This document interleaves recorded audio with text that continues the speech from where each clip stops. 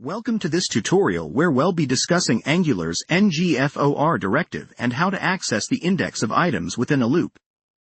On your screen, you see a code snippet with an unordered list in an Angular template.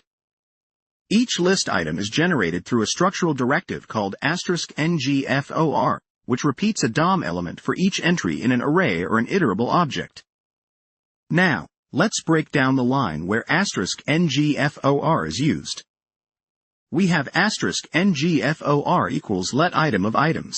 Let I equals index, which means that for every iteration, we store the current item in the variable item and the current index in the variable I. The let I equals index part is especially interesting. Index is a built-in variable that ngFor provides, which holds the index of the item in the array. By assigning let I equals index, we are creating a new template variable I that references the current index. Within the list item, we use double curly braces to output the value of I+1 followed by a dash and the item's name.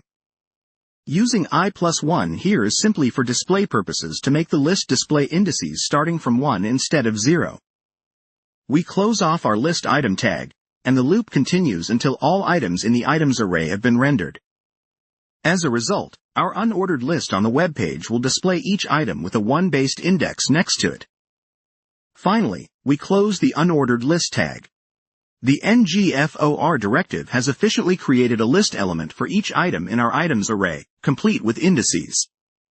This powerful feature allows us to easily render dynamic data with proper indexing in Angular applications.